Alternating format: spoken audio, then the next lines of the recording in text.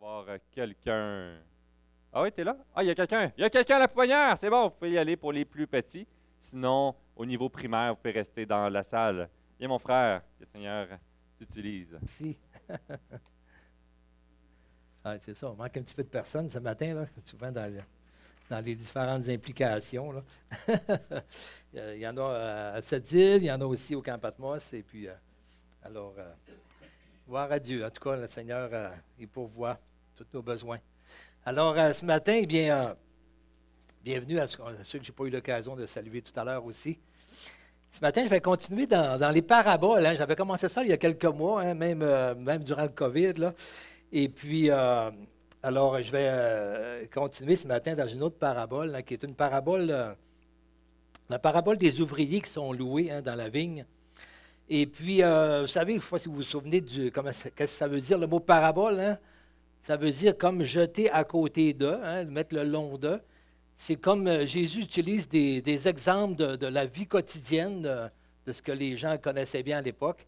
Et puis, il met ça à côté d'une vérité biblique pour aider à comprendre le sens de la vérité biblique. Alors, hein, c'est un petit peu ça que ça veut dire, le mot parabole.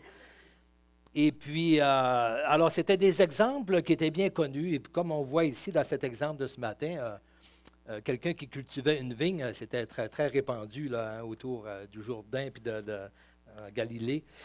Alors, c'était des endroits favorables pour cela. Alors, les gens étaient habitués à ça, comme le semeur, et puis beaucoup d'agriculture, beaucoup de travail avec les fruits, tout cela, les semences. Alors, Jésus utilise, comme la pêche aussi, Jésus va utiliser toutes sortes de circonstances de la vie comme ça pour aider à comprendre des vérités bibliques. Ce n'est pas nécessairement être obligé d'interpréter chaque virgule tout seul, mais c'est d'abord de comprendre c'est quoi que Jésus veut vraiment dire? Qu'est-ce qu'il veut adresser à ses disciples? Parfois, c'est un enseignement, parfois aussi, c'est pour avertir, pour mettre en garde, hein, et alors pour faire comprendre des vérités bibliques. Alors, ce matin, on va dans l'Évangile de Matthieu, au chapitre 20, les versets 1 à 16. On va commencer par lire la parabole, après ça, on va y aller graduellement au niveau de l'interprétation. Alors, car le royaume des cieux est semblable à un maître de maison qui sortit dès le matin afin de louer des ouvriers dans sa vigne. Il convint avec eux d'un denier par jour et il les envoya à sa vigne. Il sortit vers la 3e heure et il en vit d'autres qui étaient sur la place sans rien faire. Il leur dit, « Allez aussi à ma vigne et je vous donnerai ce qui sera raisonnable. » Ils y allèrent. Il sortit de nouveau vers la 6e heure et vers la 9e heure. Et il fit de même. Étant sorti vers la 11e heure, il en trouva d'autres qui étaient sur la place et leur dit, « Pourquoi vous tenez-vous ici toute la journée sans rien faire? » Et il lui répondit, « Ben, c'est que personne ne nous a loués. »« Allez aussi à ma vigne, leur dit-il. Et quand le soir fut venu, le maître de la vigne dit à son intendant, « Appelle les ouvriers et paie-leur leur salaire, en allant des derniers aux premiers. » Et ceux de la 11e heure vinrent et reçurent chacun un denier. Et les premiers vinrent ensuite, et croyant recevoir davantage. Mais ils reçurent aussi chacun un denier. Alors, en le recevant, ils murmurèrent contre le maître de la maison et dirent, « Ces derniers n'ont travaillé qu'une heure, et tu les traites à l'égal de nous qui avons supporté la chaleur du jour, la fatigue du jour et de la chaleur. » Il répondit à l'un d'eux, « Mon ami, je ne te fais pas tort. N'es-tu pas convenu avec moi d'un denier? Alors prends ce qui te revient et va-t'en. Je veux donner à ce dernier autant qu'à toi. Ne m'est-il pas permis de faire de mon bien ce que je veux? Ou vois-tu de mauvais œil que je sois bon? Ainsi les derniers seront les premiers et les premiers seront les derniers. » Alors ici, c'est une parabole qui, on a vraiment besoin de comprendre dans quel contexte Jésus a apporté ça pour nous aider à comprendre. Vous savez, dans les textes originaux, là, il n'y avait pas de chapitre et versets, hein, tout se suivait. Et puis, c'est juste au 10e siècle là, qu'on a divisé la Bible en versets. C'est très, très pratique pour se comprendre, pour se repérer. Et puis, mais par contre, si j'ai l'habitude de lire, mettons, un chapitre isolé ou des versets isolés, ici et là. Eh bien, ça peut arriver que là, j'ai de la difficulté à comprendre parce que souvent, je vais perdre le contexte du chapitre ou du verset ou de ce qui est. Et ici, dans le chapitre 20, eh bien, il faut vraiment lier ça avec qu'est-ce qui venait dans le chapitre 19, qu'est-ce qui précédait pour comprendre le sens de qu'est-ce que Jésus veut instruire à ses disciples à travers cette parabole-là. Et puis, on va lire dans le chapitre 19, on va survoler un petit peu aussi le chapitre 19 et même le 20 aussi, là.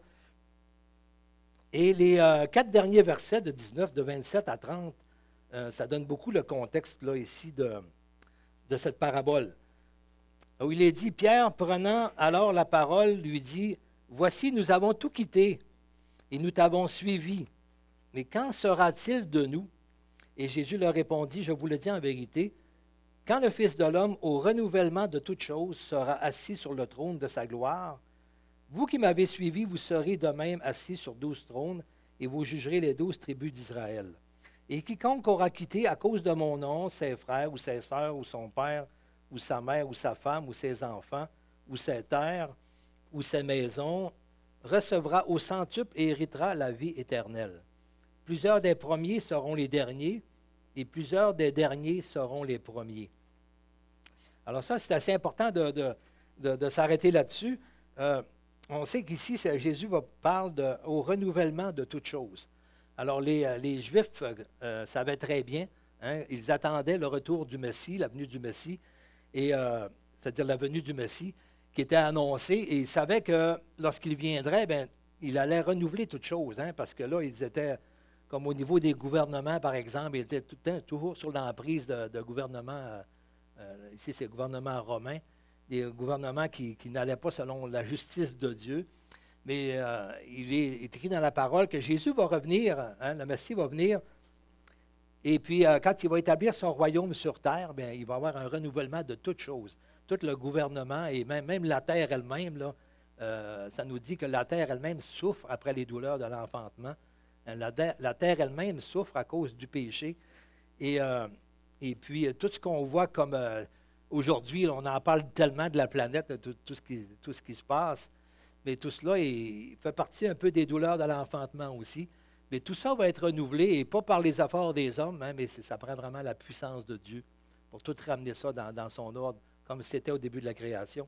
Alors ça, c'est le Seigneur qui va faire ce miracle-là. Là. Tous les efforts qu'on fait, oui, il faut faire attention quand même au niveau de toute la pollution, tout ça, mais les gens en font vraiment comme il faut sauver la planète, mais c'est seulement le retour du Seigneur qui va rétablir cela.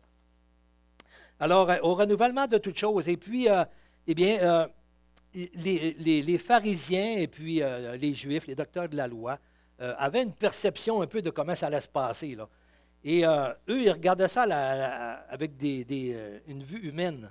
Comme par exemple, quand un roi vient conquérir, mettons, des territoires, là, eh bien, souvent, qu'est-ce qu'il fait? C'est qu'ils vont prendre les familles les plus riches, les plus influentes, et puis ils vont les mettre en première position, pour être capable de bien diriger, de bien soumettre, hein, toute la population à ce nouveau roi.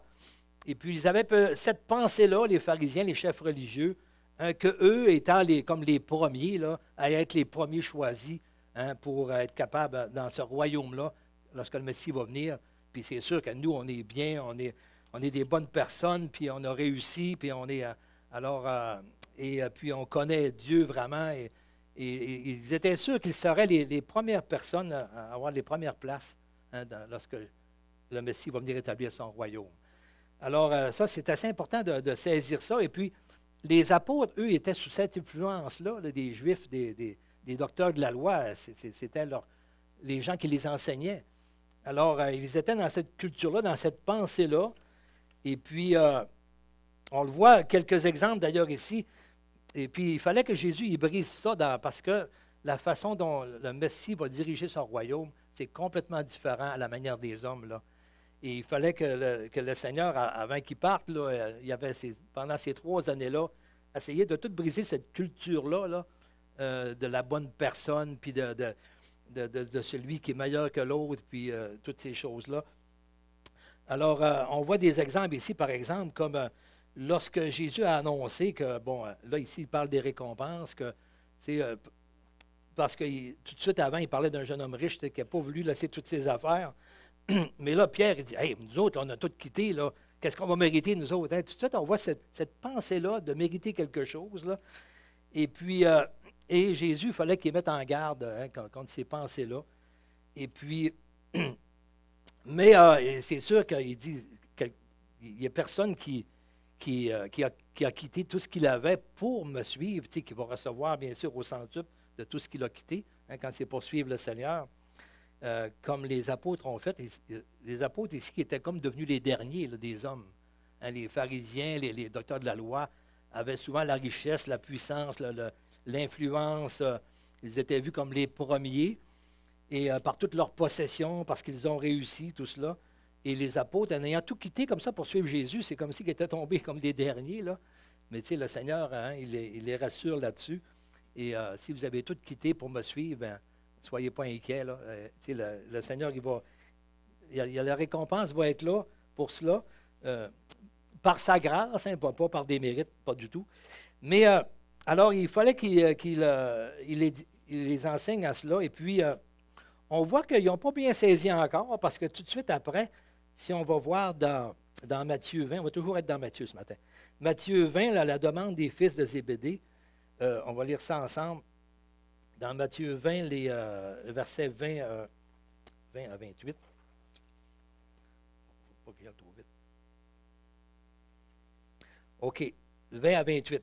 Alors, il dit, on voit que c'est sûr qu'après que Jésus a dit ça, vous allez être, mettons, sur, vous qui m'avez suivi, vous allez être comme sur 12 trônes, hein, les apôtres. Hein. Et là, ce qui est arrivé, c'est que sûrement qu'on voit que les fils ont allé raconter ça à leur mère, hein, qui leur a dit, ben, tu sais, tant qu'à y être, là, hey, vous allez être sur des trônes, tout ça. Ils devaient être contents, là, hey, on va avoir toute une place. Et puis, on voit cette pensée-là qui était là. Et puis, ben, la mère, elle, toute fière de ses fils, ben, tant qu'à y être, vous devriez leur demander à Jésus, tu sais, que vous soyez chacun à votre droite, à sa droite, puis à sa gauche, là, tu sais, être les premiers. Alors, on voit cette pensée qui était là, de vouloir avoir une première place. Puis, en tant que parents, tu sais, on est fiers de nos enfants quand ils ont une belle place dans la société. Hein, quand ils ont réussi, quand ils se sont ramassés des choses, qu'ils ont une belle maison, une belle carrière. C'est tout à fait normal qu'on aime ça. Mais ici, on voit que, tu sais, dans cette culture-là, dans cette pensée-là, elle a incité ses fils à aller demander à Jésus, là, tu sais, d'être un à sa gauche puis un à sa droite. Et, bien, c'est ça, on voit qu'il y avait de la difficulté à comprendre ce principe-là de la façon dont Jésus va diriger son royaume. Alors, la mère des fils de Zébédée s'approcha de Jésus avec ses fils et se prosterna pour lui faire une demande.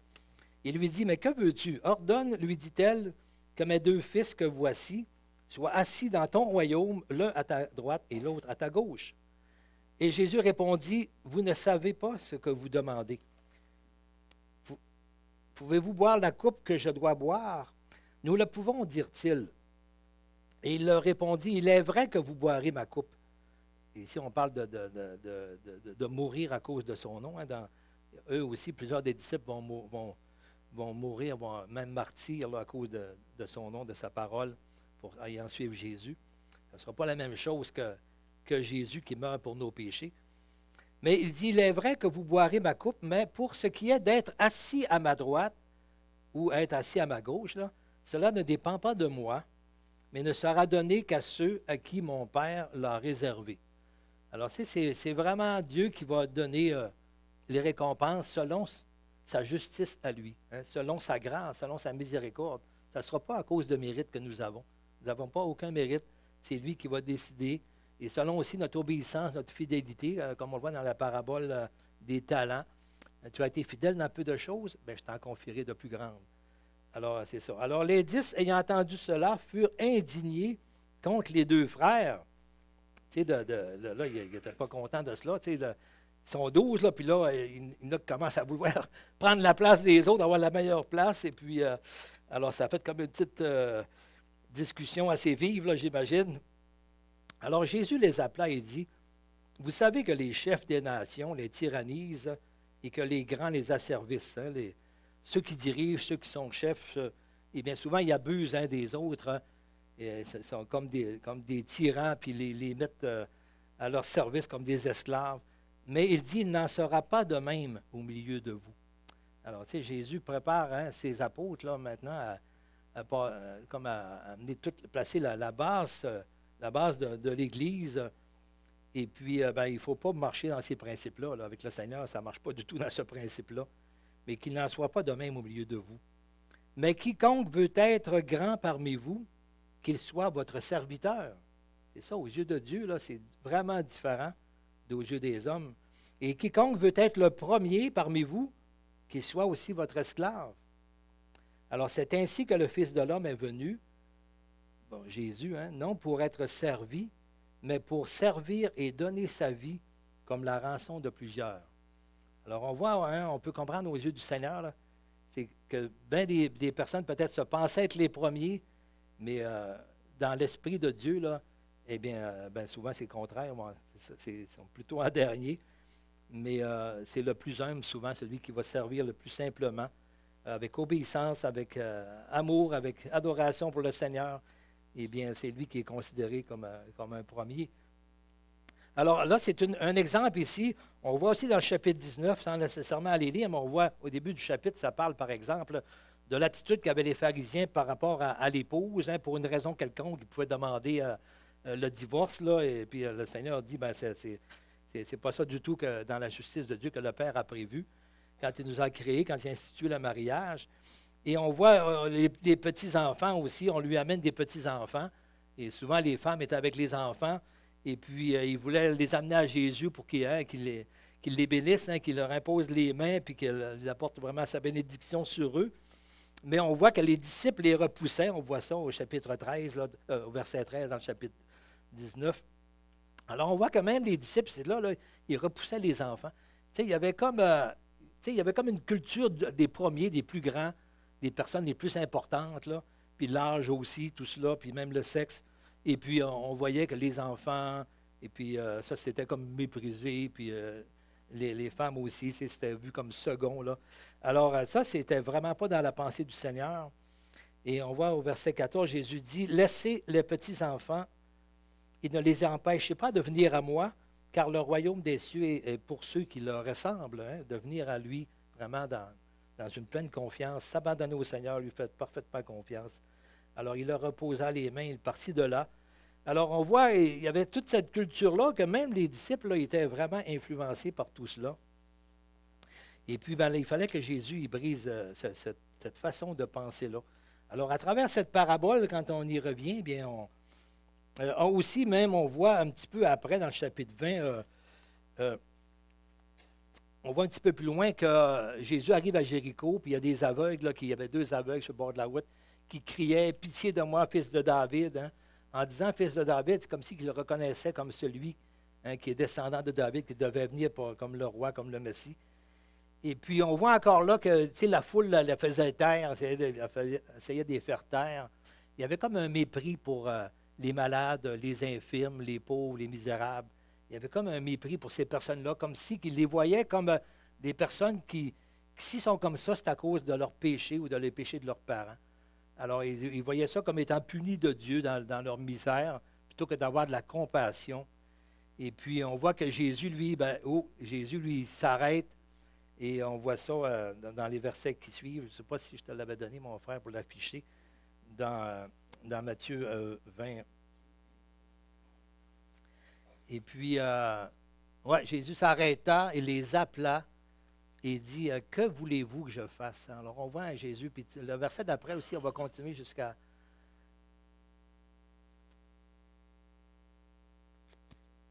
Peux-tu mettre le verset qui suit? Ouais. Ça, c'est... Je ne les ai pas imprimés, moi, je les agrandis toutes pour moi parce que je vois mieux, mais là, celui-là, en tout cas, mais on voit Jésus qui s'arrête puis qui les appelle, hey, amenez-les-moi. Et puis le Seigneur qui va les guérir vraiment. Et on voit Jésus, c'est dit, Jésus ému de compassion. Jésus ému de compassion, les guérit. Alors, on voit aussi, ça je ne l'ai pas mentionné aussi, mais dans Matthieu 11, on voit Jean-Baptiste lorsqu'il est mis en prison. Et puis, là, qui se demande, je vais vous le lire, il se demande, Jésus, c'est-il lui vraiment qui devait venir, là? Parce que là, ils ne voyaient pas que ça se passait comme ils pensaient dans leur tête, leur perception de comment le Messie allait arriver. Ça ne semblait pas être comme ça qu'il s'était imaginé cela. Mais Jésus envoie des personnes dire à Jean, on voit ça dans le chapitre 11, les versets 4, Jésus a répondu, allez rapporter à Jean ce que vous entendez et ce que vous voyez. Les aveugles voient, les boiteux marchent, les lépreux sont purifiés, les sourds entendent, les morts ressuscitent, et la bonne nouvelle est annoncée aux pauvres. Heureux celui pour qui je ne serai pas une occasion de chute. Alors on voit, hein, c'était révolutionnaire pour les pharisiens, ils ne s'occupaient pas du tout de ces personnes-là. Ils les méprisaient plutôt. Et on voit Jésus qui lui, va s'occuper de ces personnes-là, de ces misérables-là, va être ému de compassion. Alors, ces gens-là qui étaient vus comme les derniers, hein, et puis Jésus dit, ça ne sera pas comme ça dans le royaume de Dieu. Là. Plusieurs de ceux qui se pensent les premiers là, vont être les derniers. Et pire encore, on va le voir tout à l'heure, mais plusieurs de ceux qui étaient vus comme les derniers, là, ils seront même les premiers dans le royaume. Alors, c'est une des choses que je voulais mentionner.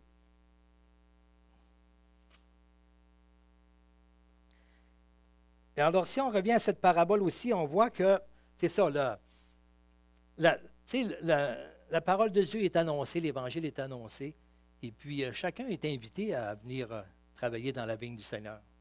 Hein, chacun est appelé, c'est ce que font les messagers, les enfants de Dieu qui annoncent l'Évangile. On exhorte les gens à venir travailler dans la vigne du Seigneur, à venir travailler pour lui. Et puis, et on voit que depuis que l'Église a commencé à aller jusqu'à aujourd'hui, ça se poursuit. C'est un peu comme à différentes heures, différentes époques. Mais ici, l'idée aussi, c'est surtout de la compréhension ici du denier. Dieu avait dit à Abraham, il dit, je suis ta récompense. Et ici, hein, la récompense, ici, là, c'est d'abord, c'est le Seigneur lui-même qui est notre récompense. C'est Jésus qui est notre récompense. C'est lui qui est égal à tout le monde. Tout le reste, ça, c'est mon Père qui va faire tout le reste au niveau, mais notre récompense, c'est le denier, là, c'est le Seigneur lui-même. Et on annonce ça à des personnes, mais souvent les gens, ils viennent, c'est pas ce denier-là qu'ils veulent. T'sais. Pour eux, là, c'est la récompense qu'ils veulent. Les gens viennent, et on voit Jésus qui allait, on voit dans Matthieu 11 aussi, quand ça parle des villes impénitentes, là, qui ne se repentent pas, il dit malheur à toi, Capernaum, puis si les miracles qui ont été faits dans ta ville, tout ça, ça aurait été fait, mettons, comme à Sodome et Gomorrhe ou ailleurs, il y a longtemps qu'ils se seraient repentis. Mais vous, là, vous avez été comme les premiers là, à voir hein, le Messie parmi vous. Mais vous l'avez rejeté, tout ce que vous voulez avoir. Vous avez les miracles, hein, les guérisons, la nourriture. Hein, Jésus en parlait, que la foule souvent amenait à lui là, pour tout recevoir ces choses-là. Et souvent, on annonce l'Évangile à quelqu'un, puis souvent, ce qu'il veut, ce n'est pas le Seigneur Jésus. C'est ce qu'il donne. C'est la récompense, c'est le salaire, c'est la bénédiction. Puis moi, j'ai des projets, puis je voudrais que ça marche, puis je voudrais. Puis souvent, des fois, on présente l'Évangile un peu comme ça. Hein? Quelqu'un a des problèmes, puis on y met Jésus comme la solution à tous ses problèmes. Mais notre problème, c'est vraiment qu'on est séparé de Dieu. Et puis c'est de ça qu'est notre vrai problème qu'on a besoin de présenter. C'est ça l'Évangile. Hein? C'est comme il y a une mauvaise nouvelle. On est tous pécheurs et perdus, séparés de Dieu.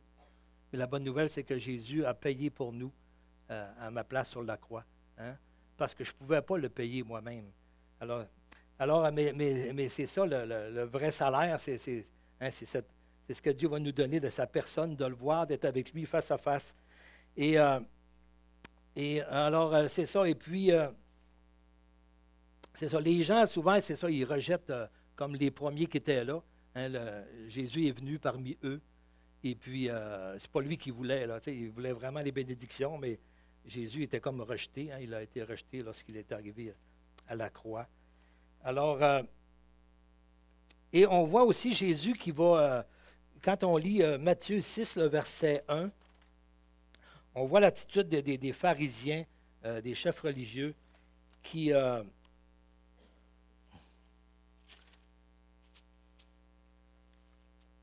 Jésus dit que si votre justice ne surpasse celle des pharisiens et des scribes, vous n'entrerez pas dans le royaume des cieux. Et on voit dans Matthieu 6, le verset 1 et le verset 5, il dit, gardez-vous de pratiquer votre justice devant les hommes pour en être vus. Ici, là, c'est ça un peu leur salaire, leur récompense qu'ils recherchent. Autrement, vous n'aurez pas de récompense auprès de mon Père qui est dans les cieux. Hein? La récompense, c'est d'être avec le Seigneur, c'est de voir le Seigneur. Et puis, ici, là, ces gens-là, les pharisiens, les chefs religieux, là, faisaient beaucoup des choses pour être vus. Et puis, leur récompense, c'était ça, c'était l'honneur qu'ils recevaient, la gloire qu'ils recevaient des hommes. Mais lorsqu'il va venir le temps de ce que Dieu va donner toutes choses, là, eh bien, ils vont se ramasser avec plus rien. Là. Il n'y aura pas de récompense devant le Père. Et on voit au verset 5, il dit, lorsque vous priez, ne soyez pas comme les hypocrites qui aiment à prier debout dans les synagogues et au coin des rues pour être vus des hommes. Et je vous le dis en vérité, ils reçoivent leur récompense. Ils l'ont maintenant, leur récompense. Parce que là, ils ont la gloire, c'est ça qu'ils recherchent. Et alors, c'est quelque chose que le Seigneur fallait que ses disciples ils comprennent vraiment ça, de servir le Seigneur avec humilité et de venir dans sa vigne pour lui, et non pas pour avoir un salaire. C'est pour lui qu'il faut vraiment le servir. Alors, et on peut voir, lorsqu'on revient à cette parabole-là, dans la fin de la parabole, à partir du verset 9 à 16, Matthieu 20, 9 à 16, ça dit, « Ceux de la 11e heure vinrent et reçurent chacun un denier. Les premiers vinrent ensuite, croyant recevoir davantage, mais ils reçurent aussi chacun un denier. Et en le recevant, ils murmurèrent contre le maître de la maison. » C'est ce qu'ils ont fait, les pharisiens, ici, avec Jésus. Ils l'ont reçu chez eux, là, mais en réalité, ils l'ont murmuré contre lui, ils l'ont rejeté. Et ils dirent, « Ces derniers n'ont travaillé qu'une heure, et tu les traites à l'égal de nous, qui avons supporté la fatigue du jour et la chaleur. » Et Jésus il répondit à l'un d'eux, « Mon ami, je ne te fais pas tort. N'es-tu pas convenu avec moi d'un denier? Prends ce qui te revient et va-t'en. Je veux donner à ce dernier autant qu'à toi. » Ici, là, quand ça dit ici, Jésus répondit à l'un d'eux, « Mon ami. » On retrouve cette expression-là à plusieurs places dans les évangiles. Et puis, en français, nous, on a un seul mot. Hein, c'est comme le mot amour. Là, c'est tellement... Ça veut dire tellement de choses, puis pas grand-chose en même temps, tellement que c'est mal utilisé. Des fois, il faut spécifier l'amour avec un grand A, puis même là on n'est pas trop sûr ce que ça veut vraiment dire. Mais dans les textes originaux, il y avait des termes beaucoup plus précis qu'on a, nous, en français. Et ici, mon ami, ce n'est pas le même terme que quand Jésus dit « vous êtes mes amis ». Quand il dit « vous êtes mes amis », tout ça, ou par exemple dans la parabole, quelqu'un il vient... et puis, il dit, il va voir son voisin, puis il dit, « Prête-moi 3 pains, hein, parce que j'ai un de mes amis qui vient arriver de nuit, là, à l'improviste, puis j'ai rien. » Là. Bien, ici, c'est le terme « philos » en grec qui voulait dire, il y a un lien d'amitié, il y a un lien affectif. Okay? Tandis qu'ici, le terme, c'est « hétéros », c'est H-E-T-A-I-R-O-S, et c'est un terme qui veut plutôt dire comme un compagnon de travail, un associé, un collègue. Alors, souvent, à notre travail, il va arriver quelqu'un, on ne sait pas son nom sur le coup, mais on n'a pas vraiment de lien affectif avec lui, mais on va dire « Hey, mon ami, fais attention à telle chose ou viens m'aider. » Alors, c'est un terme comme poli, mais pour décrire comme un collègue, un compagnon de travail. Et on voit, par exemple, il y a 2 exemples qu'on voit dans le Nouveau Testament, dans les Évangiles. Là. Par exemple, avec Judas qui était comme associé aux 12 apôtres, là. Mais en réalité, son cœur, il n'y avait pas d'affection avec Jésus. Hein, tout ce qui était là, lui, c'était pour l'argent. C'était lui, son salaire à lui, son denier à lui, là, c'était ça, c'était ce qu'il allait en retirer. Et puis, je ne sais pas si j'ai donné les versets, mais je vais vous le lire un petit peu l'exemple. Là. Il y a 2 exemples que c'est utilisé, c'est dans un sens plus négatif, si on pourrait dire. Et on voit Jésus qui va dire, c'est dans Matthieu 26, le verset 24 et 25, « Malheur à l'homme par qui le Fils de l'homme est livré, mieux vaudrait pour cet homme qu'il ne fût jamais né. » Alors on voit que c'est quand même grave, là. Et Judas qui le livrait prit la parole et dit, « Ben, est-ce moi, Rabbi? » Jésus lui répondit, « Tu l'as dit. » Et plus loin, on va voir qu'au verset 48, il dit, « Celui qui le livrait leur avait donné ce signe. Celui que je baiserai, c'est lui, saisissez-le. » Alors ça, c'est... Et aussitôt, s'approchant de Jésus, il dit, « Salut, Rabbi » et il le baisa. Et Jésus lui dit, mon ami. Ici, c'est le terme hétéros. Là. Ça veut dire que c'est comme un terme respectueux, là, mais il n'y a aucune affection. Ils ne se connaissent pas. Il n'y a pas de connexion au niveau de la confiance en Jésus, puis de cette affection-là. Comme Jésus dit, mes brebis me connaissent et elles me connaissent. Hein. Et ce terme-là, connaître, là, ça veut dire qu'il y a eu vraiment comme un lien là, qui s'est créé. Alors ici, il dit, mon ami, hein, ce que tu es venu faire, fais-le. Et alors ces gens s'avancèrent, mirent la main sur Jésus et le saisirent. Alors ça, c'est un exemple là, ici. Il y a un autre exemple aussi qu'on peut voir dans la parabole des noces. Là. Et dans Matthieu 22, le verset 8 à 14, je vais vous le lire. Alors il dit à ses serviteurs, les noces sont prêtes, mais les conviés n'en étaient pas dignes. Allez donc dans les carrefours et appelez aux noces ceux que vous trouverez. Hein, on voit un petit peu tantôt dans la vigne, allez là, puis allez appeler, inviter des personnes à venir. Appelez ceux que vous trouverez. Ses serviteurs allèrent dans les chemins, rassemblèrent tous ceux qu'ils trouvèrent, méchants et bons, et la salle de noces fut pleine de convives. Et le roi entra pour voir ceux qui étaient à la table, et il aperçut là un homme qui n'avait pas revêtu un habit de noces. Et il lui dit, mon ami, alors ici aussi, hein, c'est le terme hétéros, là. Il dit, mon ami, comment es-tu entré ici sans avoir un habit de noces? Et cet homme eut la bouche fermée. Alors le roi dit aux serviteurs, liez-lui les pieds et les mains et jetez-le dans les ténèbres du dehors où il y a des pleurs et des grincements dedans, car il y a beaucoup d'appelés et peu d'élus. Alors ici, hein, le terme mon ami, ce n'est pas un terme affectif, là, c'est un terme tout simplement respectueux, comme de collègue. Et puis, mais on voit ici qu'il n'y avait pas de lien. Là. Il n'y avait pas le vêtement du salut, c'est ça. Là, hein. Ça représenterait ici, il n'avait pas passé par la repentance, alors ça sera impossible là, qu'il fasse partie de la noce dans le royaume. Alors, si on revient avec la parabole, bien, ça peut nous aider ça, justement à comprendre un petit peu plus le sens de cette parabole. On voit que on voit que dans les deux cas, comme ça avec Judas, avec cette personne-là, il y a comme, vu qu'il n'y a pas eu ce lien affectif, là, ce lien de mettre sa confiance, d'aimer le Seigneur, eh bien, il y a comme maintenant tout en bas, tu es rejeté. Et c'est ce qu'on voit dans la parabole ici, quand il dit mon ami, quand on revient dans Matthieu 20, il dit pense qu'il te revient et va-t'en. Je veux donner à ce dernier autant qu'à toi. Et en réalité, c'est un petit peu comme on a vu dans Matthieu 6 tout à l'heure. Hein. Ils ont leur récompense, c'est ça qui leur revient. Ils ont eu la gloire des hommes, tout cela, mais ils n'auront pas. On voit qu'il y a une séparation avec le Seigneur pour la suite des choses. Alors, c'est ce que je voulais mentionner. OK, 11h40, 10h40. Je m'en vais vers la fin, là. Bon, OK. Alors, on va revenir dans Matthieu 19. On va terminer avec ce bout de passage-là. Et on va voir ici un autre. Matthieu 19. Oh, bien, je vais le lire ici. Le jeune homme riche. Hein? Et ici, on va voir que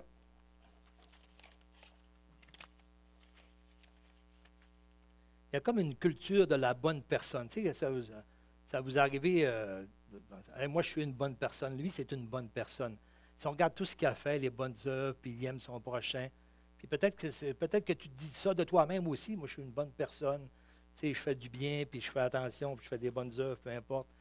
Et puis, d'abord, je mérite quelque chose, hein? Je mérite vraiment le royaume, le ciel, et avec le Seigneur. Mais ici, on voit un exemple là, où Jésus apporte ça, que ça ne fonctionne pas comme ça. On a besoin absolument, comme on l'a vu tout à l'heure dans la parabole des noces, hein, du vêtement du salut pour entrer dans le royaume avec le Seigneur. Alors, au verset 16, dans Matthieu 19, à partir du verset 16, « Et voici un homme s'approcha de Jésus et dit, « Maître, que dois-je faire de bon pour avoir la vie éternelle? » Il lui répondit, « Mais pourquoi m'interroges-tu sur ce qui est bon? Un seul est bon. Hein? Il y a juste Dieu qui est bon, dans le sens de pur, parfait. Là. Alors, mais si tu veux entrer dans la vie, observe les commandements. Lesquels, lui dit-il? Il y avait une raison là, de demander ça, parce que pour les Juifs, il y avait les commandements de Dieu tels quels qui ont été donnés à Moïse, mais il y avait aussi tous les commandements que les pharisiens amenaient. Il y avait tout mis des ramifications, puis il y avait tout ajouté des choses qui sortaient complètement de l'Esprit de Dieu, là. Alors, souvent, les gens étaient mêlés. Mais c'est quoi que je dois faire? C'est quel commandement que je dois suivre à travers tout ça? C'est-tu lui qui a raison? Et puis, Jésus lui répondit, tu ne tueras point, tu ne commettras point d'adultère, tu ne déroberas point, tu ne diras point de faux témoignages, honore ton père et ta mère, et tu aimeras ton prochain comme toi-même. Alors, on voit que Jésus, il cite seulement les commandements de Dieu. Hein? Et au début, il ne cite pas les 4 premiers commandements de Dieu qui vont envers Dieu. Là. Il garde un peu pour la fin, si on pourrait dire. Mais ici, il va citer ici les commandements qui ont un lien avec notre relation les uns envers les autres.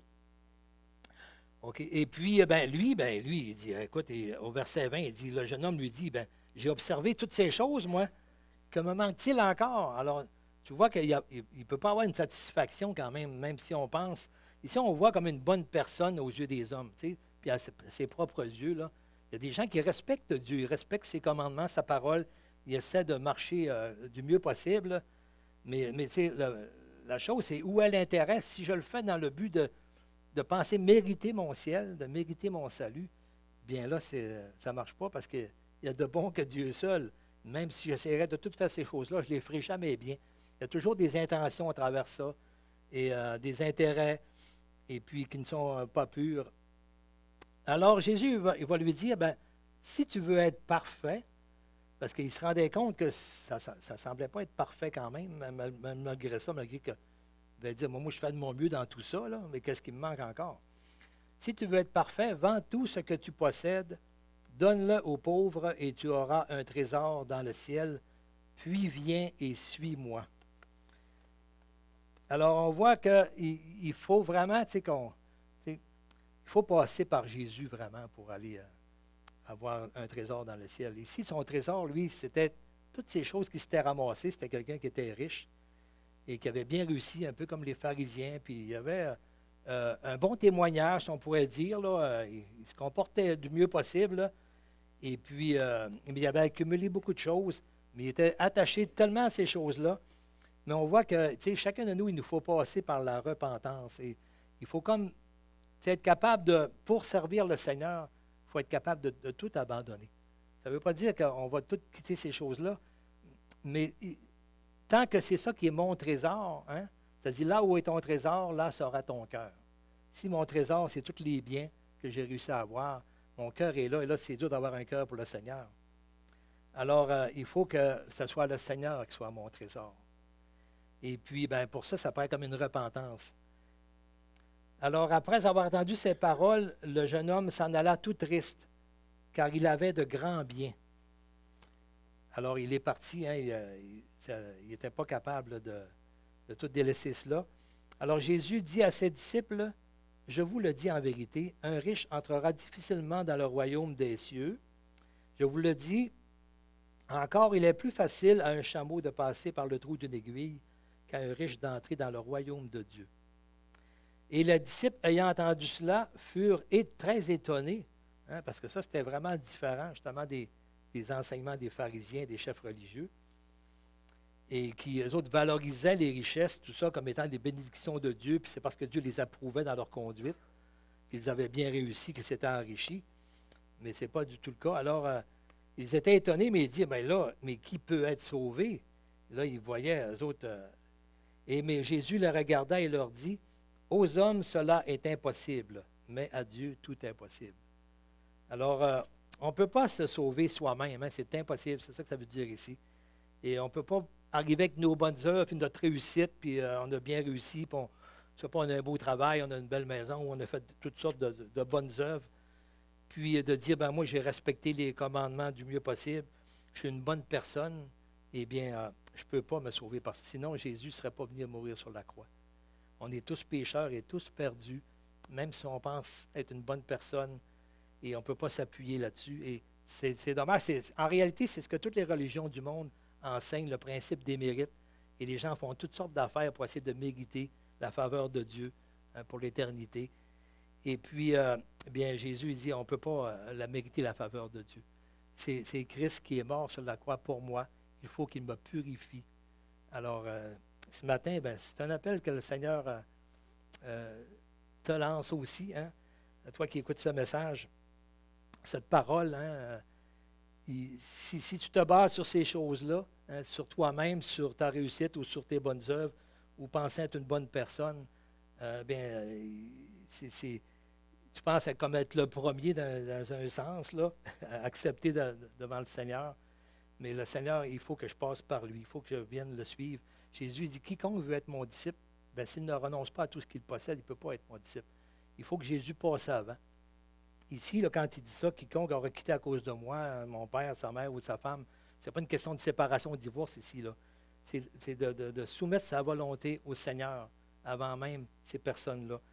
Et puis, moi, je me souviens, quand j'ai accepté le Seigneur, quand j'ai donné ma vie au Seigneur, mon épouse, on avait eu des petites frictions, là, et elle est venue un petit peu plus après, là, mais elle m'avait dit, là, moi, si tu fais ça, je te laisse. Là. Mais j'ai dit, Seigneur, j'ai dit, Seigneur, c'est mon épouse, je sais que tu m'as la donné. Puis, Seigneur, je te prie, Seigneur, de toucher son cœur aussi. Mais j'ai resté ferme envers le Seigneur, puis le Seigneur, bien, il a touché son cœur aussi. Et puis, finalement, bien, on a toujours servi ensemble. Là. Alors, c'est ça, il faut comme faire passer le Seigneur en premier. Et Jésus est venu mourir sur la croix, il a payé pour mes péchés, parce qu'on est tous pécheurs. Même si on pense avoir mené une bonne vie, on est quand même pécheurs. Il n'y a de parfait que Dieu seul. Et dans le royaume de Dieu, ben, le péché ne peut pas entrer là. Hein, sinon, ça ne serait plus parfait. Là. Alors, il faut qu'il soit payé. Puis nous, on ne peut pas le payer, même pas, on ne peut pas le mériter. C'est dommage, c'est ce que beaucoup de religions enseignent. En réalité, ça vient du malin. Là. Mais la bonne nouvelle, hein, ben, c'est que Jésus, lui, hein, Dieu nous a tellement aimés qu'il a donné son Fils, qui est venu mourir sur la croix à ma place pour payer le prix de mes péchés. Et si je l'accepte, si je me reconnais pécheur et perdu, je dis, Seigneur, pardonne-moi. Pardonne mes fautes, Seigneur. Pardonne-moi, j'ai marché juste selon ma voie, selon mon cœur. Et Seigneur, je veux faire passer en premier dans ma vie. Tout le reste, Seigneur, c'est secondaire. C'est toi d'abord. Pardonne mes péchés, sauve-moi. Bien, le Seigneur le fait. Je crois qu'il a payé pour moi. Alors, c'est ce que je voulais vraiment vous partager ce matin.